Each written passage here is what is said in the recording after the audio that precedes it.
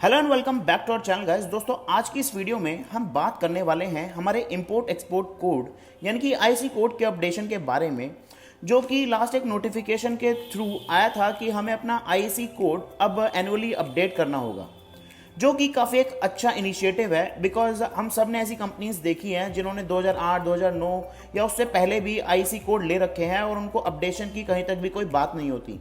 किसी किसी कंपनी को तो अपना आईसी कोड का सर्टिफिकेट भी नहीं पता होता और उनके डायरेक्टर चेंज हो जाते हैं, एड्रेस चेंज हो जाते हैं, पर अपने इंपोर्ट एक्सपोर्ट कोड में और अपने उस एप्लीकेशन में वो कहीं तक भी कोई चेंज नहीं करते।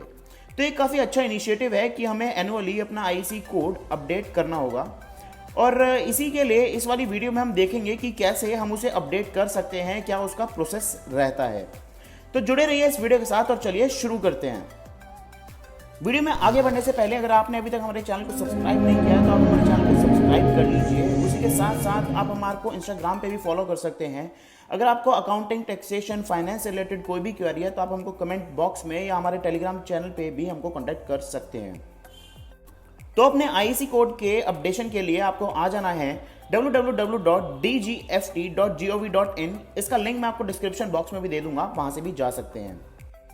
हम उससे पहले एक और नोटिफिकेशन की बात कर लेते हैं जो आपकी 1 जुलाई 2021 को ही आई थी, जिसमें कि बेसिकली आपको रिलैक्सेशन मिला था, एक्सटेंशन मिला था टाइम पीरियड में आपको अपने आईसी कोड के अपडेशन के लिए, जिसमें कि इसको अब बढ़ा के कर दिया गया है 31 जुलाई 2021। हालांकि जो आपके एग्जिस्टिंग प्रोविजन थे उसमें यही था कि आपको हर साल अप्रैल से जून के बीच में अपना आईसी कोड आपको अपडेट करना है। जो आपके रिवाइज प्रोविजन में भी यही है कि आपको अप्रैल से जून के बीच में अपना आईसी कोड हर साल एक्टिवेट करना है, लेकिन केवल इस साल के लिए, क्योंकि ये फर्स्ट टाइम था, तो आपका ये वाली डेट बढ़ा के 31 जुलाई 2021 कर दी गई है। तो चलिए देख लेते हैं कि इस वाली वेबसाइट पे आप सबसे पहली बार कैसे अपना एक लॉगिन आईडी क्रिएट कर सकते हैं। आप जैसे इस वेबसाइट पे आते हैं आपको साइड में लॉगिन लिखा हुआ दिखाई देगा, आप उस पर क्लिक कर लीजिए। क्योंकि हम इस पर पहली बार रजिस्टर कर रहे हैं तो आप रजिस्टर पे आ जाइए। यहाँ पे आपसे पूछता है कि रजिस्टर यूजर एज, मतलब यहाँ पे आपके पास 4 ऑप्शन होते हैं कि आप एज एन इंपोर्टर एक्सपोर्टर अपने आप को लॉगिन कर रहे हैं, या फिर आप एक सर्टिफाइंग अथॉरिटी हैं, या फिर आप एक टेक्निकल अथॉरिटी हैं, या फिर आप एक फॉरेन इंपोर्टर एक्सपोर्टर हैं।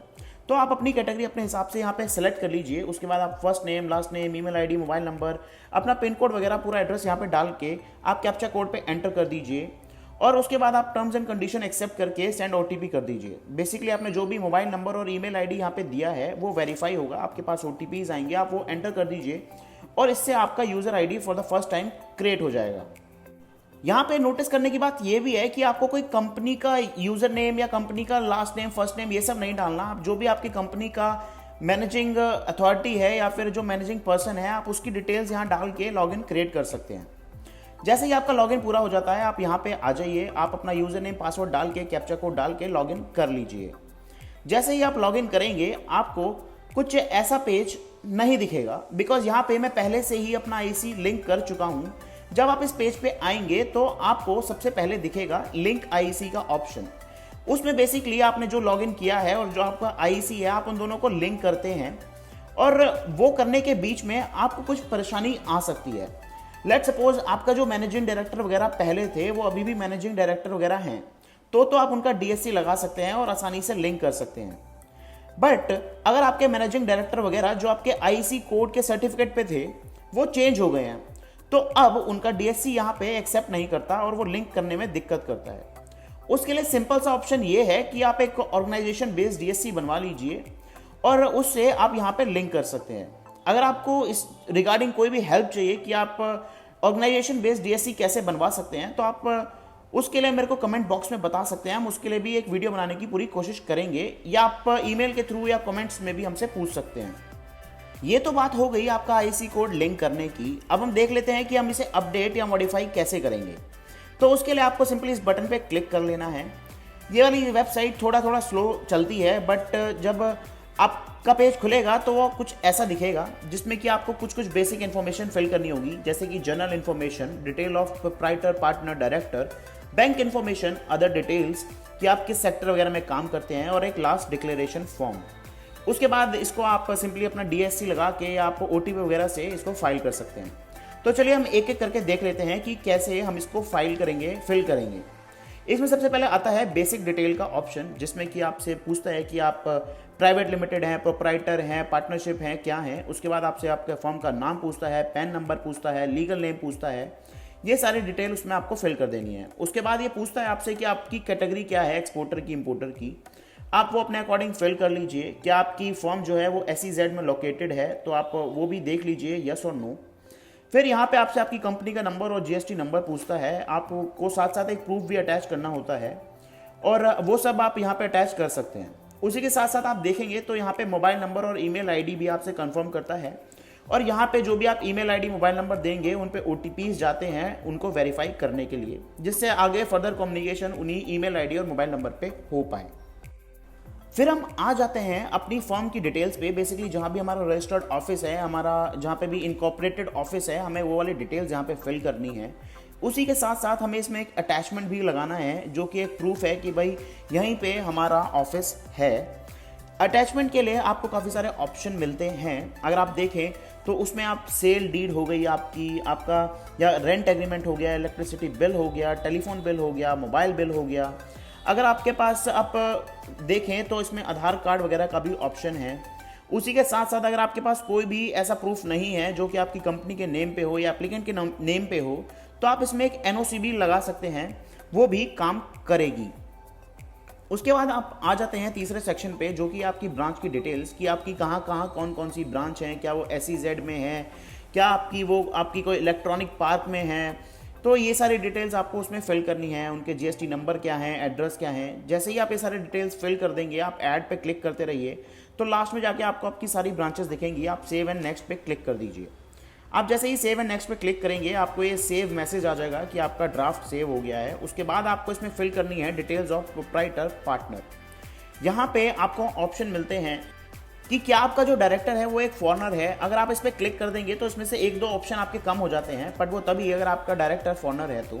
जैसे कि इसमें आपको पेन वगैरह फिल नहीं करने होंगे, नहीं तो आप इसमें सारी डिटेल्स फिल कर दीजिए। आप उनका दिन फिल कर दीजिए, उनका नाम, एड्रेस, टाइटल, उनकी सिटी जहाँ पे भी वो अभी रहते हैं वो सब आप इसमें फिल कर दीजिए।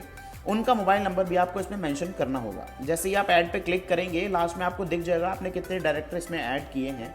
उसके बाद आप सेव एंड नेक्स्ट पे क्लिक कर सकते हैं।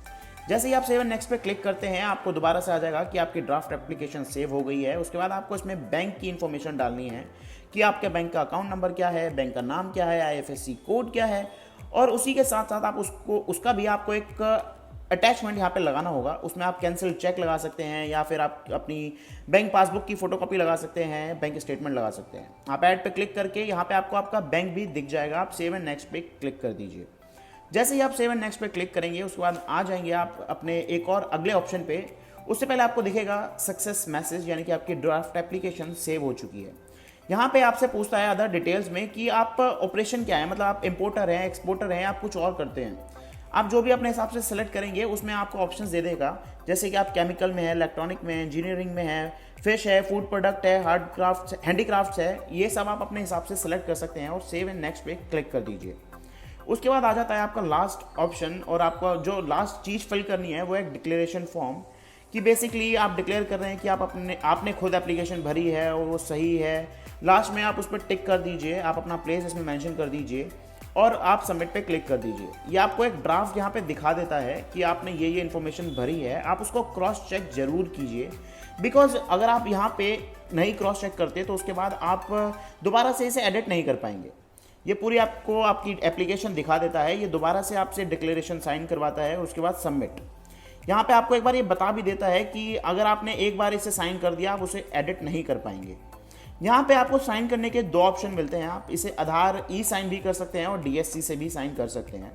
अगर आप इसे DSC से साइन करते हैं तो आपको जैसे एक प्रोग्राम की जरूरत पड़ती है, जैसे GST के लिए EM साइनर की, आपके MCA के फॉर्म्स के लिए भी EM साइनर की जरूरत पड़ती है। तो यहाँ पे आपको mBridge एक सॉफ्टवेयर है, वो आपको डाउनलोड करना होगा, जो कि काफ़ी इजीली आप डाउनलोड कर पाएंगे ऊपर वाले लिंक से ही। उसके बाद आप यहाँ पे अपना DSC अटैच कर सकते हैं। अपना पासवर्ड आप यहाँ पे मेंशन कर सकते हैं। हो सकता है आपको पासवर्ड एक बार में एरर आए, तो आप अपना एक बार पासवर्ड चेंज करके आप दोबारा से यहाँ पे DSC लगाएंगे तो काफ़ी इजीली वो एक्सेप्ट कर लेगा। उसके बाद आप साइन पे क्लिक कर दीजिए। जैसे ही आप साइन पे क्लिक करेंगे आपको ये मैसेज आ जाएगा कि डाटा साइन सक्सेसफुली। अब बारी है डाटा को सबमिट करने की। ये दोबारा एप्लीकेशन पे आ गई, यहाँ हम सबमिट पे क्लिक करेंगे तो हमारा एक्नॉलेजमेंट नंबर जनरेट हो जाएगा जिसमें लिखा होगा कि request has been successfully submitted और आपका एक फाइल नंबर जनरेट हो जाएगा। आपको ये एक बारी के लिए अपने पास स्क्रीनशॉट लेके रख लेना चाहिए। उसके बाद जब आप आते हैं अपने डैशबोर्ड पे तो वहाँ पे आपको एक ऑप्शन दिखेगा माई IC करके, तो आप उस पर क्लिक करेंगे तो जो आपकी ड्राफ्ट एप्लीकेशन है, जो भी आपकी एप्लीकेशन अभी आपने फिल करी है, सबमिट करी है, वो आपको वहाँ पे दिख जाएगी। आप वहाँ पे एक्शन पे क्लिक करके अपना IC कोड वहाँ से अपना IC कोड का सर्टिफिकेट वहाँ से निकाल सकते हैं। कुछ ऐसा दिखता है आपका IC कोड का सर्टिफिकेट। इसका मैसेज आपको टेक्स्ट भी आएगा, आपको मेल भी आएगा कि आपका IC कोड अपडेट हो गया है। तो दोस्तों आज की वीडियो के लिए इतना ही। अगर वीडियो पसंद आई है तो वीडियो को लाइक कर दीजिए, चैनल को सब्सक्राइब कर लीजिए और आप हमें कमेंट पे भी पूछ सकते हैं कि अगर आपको कोई भी डाउट वगैरह है तो। Thank you so much.